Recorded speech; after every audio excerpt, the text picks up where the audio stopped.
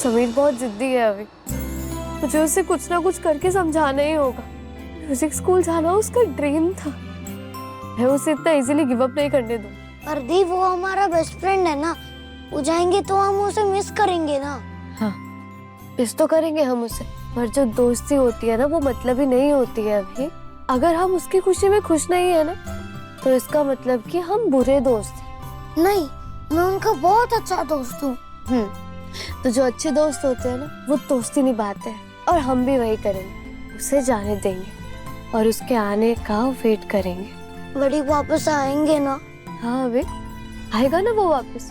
हम दोनों उसके बेस्ट फ्रेंड्स हैं ना। दूर जाकर कोई और बेस्ट फ्रेंड बन गया तो? हम दोनों की जगह कोई नहीं ले सकता अबे, और ये बात समीर भी जानता है। पर दी, अब उन्हें जाने के लिए मनाओगे कैसे?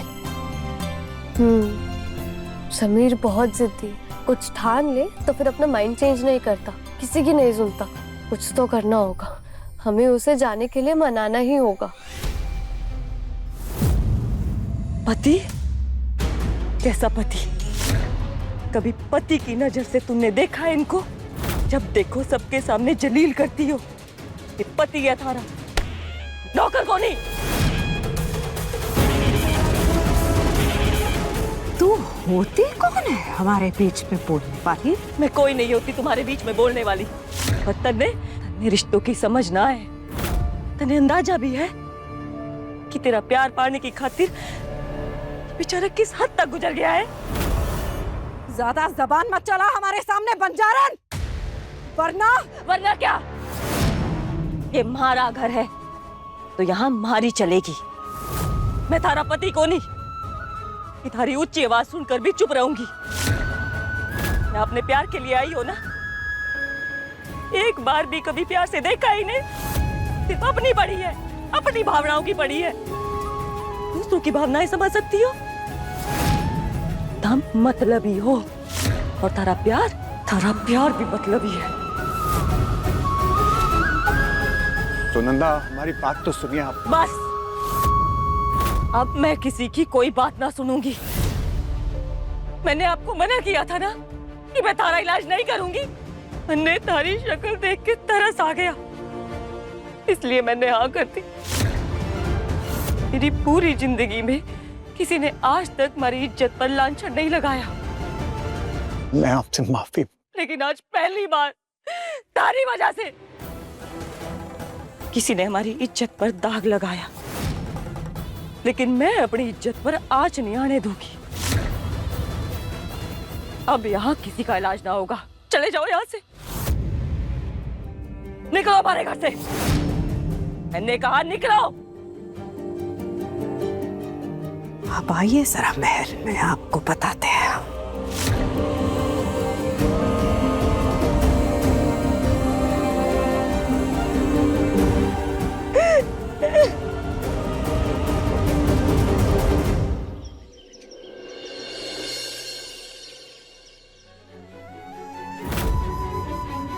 समीर के बिना हर चीज अधूरी लगेगी, पर मैं दिल से चाहती हूँ कि उसके सारे सपने पूरे हो जाए। बहुत जिद्दी, पर मैं कुछ ना कुछ करके उसे लंदन म्यूजिक स्कूल भेज कर रहूंगी।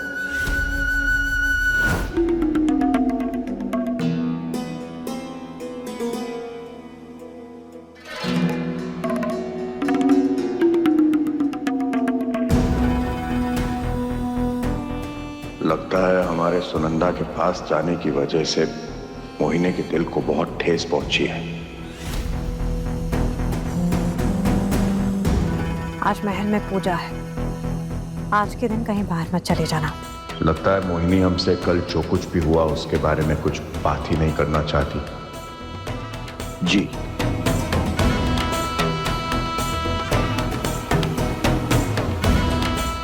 आपको क्या लगा इतनी आसानी से भूल जाएंगे? रिमझिम,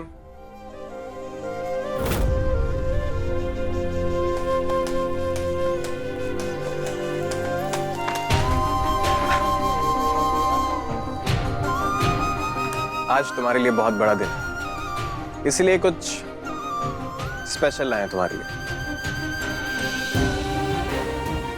क्या है इसमें? खुद खोल के देख लो।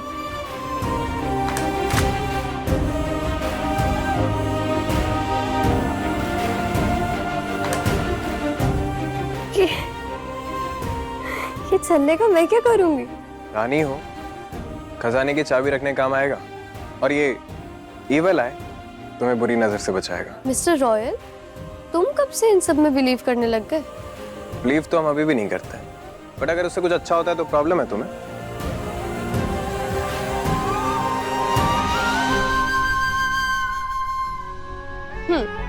थैंक यू सो मच मुझे गिफ्ट देने के लिए। पर मेरे पास भी ना तुम्हारे लिए गिफ्ट है। हमारे लिए? इंटरेस्टिंग। और क्या है गिफ्ट? पर तुम्हें ना पहले प्रॉमिस करना होगा कि तुम मना नहीं करोगे। बिना देखे ना हम कुछ प्रॉमिस नहीं करते। दिखाओ पहले। तो फिर ये रानी सा का हुक्म ही समझ लो। उफ, रानी बनते ही सबसे पहला हुक्म हम पर चला होगी। शिष्य गुरु पर ही हावी हो गया। Nice attitude. गुरु से ही सीखा। रानी के दिल में सच और बातों में अकड़ होनी चाहिए, तभी तो प्रजा उन्हें सीरियसली लेती है ना? लेसन याद है तो बताइए क्या तोहफा है हमारे लिए रानी साहब? क्या हुआ प्रताप भाई साहब, सारी तैयारी कर ली आपने? अरे जी सा, जैसे आपने कहा था बिल्कुल सारी तैयारी वैसे कर दी है।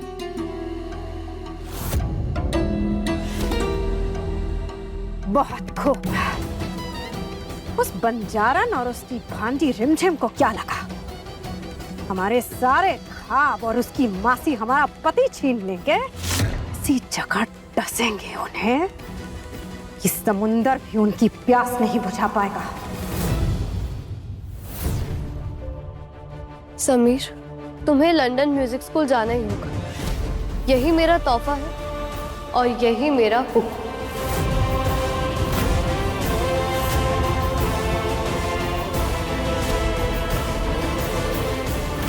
ये वीरगढ़ की रानी सा का हुक्म है तुम्हारे लिए समीर। बड़ी मामला बहुत कॉम्प्लिकेटेड हो गया, अपनी बहन को समझा दो। हविक, सपने पूरे इतनी जल्दी नहीं होते। अगर मौका मिला है तो उसे नहीं छोड़ना चाहिए। समझा दे अपने बड़ी को। समझाना बड़ी सपनों से ज्यादा बड़ी जिम्मेदारी होती है। ओफो, मैं कोई टेनिस बॉल हूँ क्या जो मेरे साथ लेफ्ट राइट खेल रहे हो? जो बात करने आपस में कर लो, मैं किसी को कुछ नहीं कहने वाला हूँ।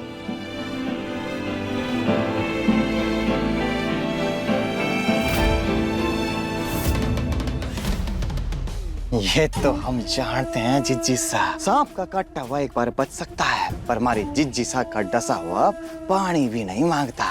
एक वो राजा सा थे जो आ करके निकल गए बातों के शेर, बस।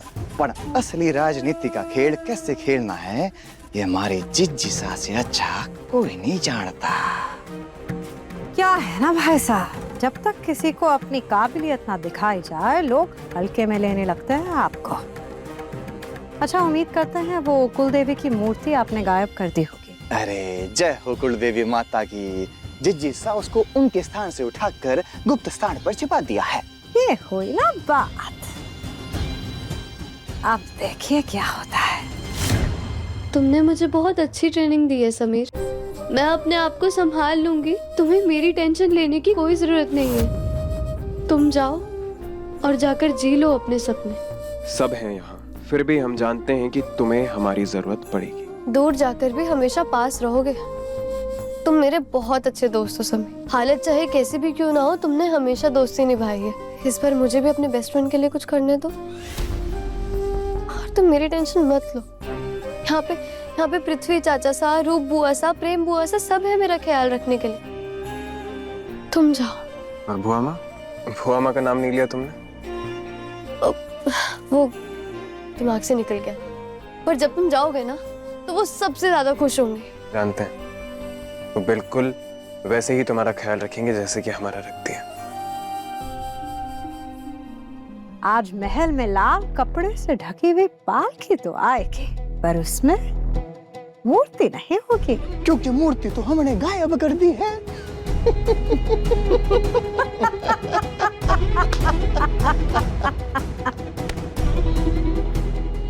आप जानते हैं ना कि प्रजा के लिए ये कितना बड़ा अपशगुन होगा। इतना बड़ा अपशगुन प्रजा कभी नहीं भूल पाएगी। तरह तरह की बातें करेगी, कहेगी कि अरे देवी माँ हमारी नई रानी से नाराज है। देवी माँ ने तो वीरगढ़ की नई रानी को स्वीकार करने से ही मना कर दिया। यही तो हम चाहते हैं। रिमझिम रात 8:30 बजे दंगल टीवी पर।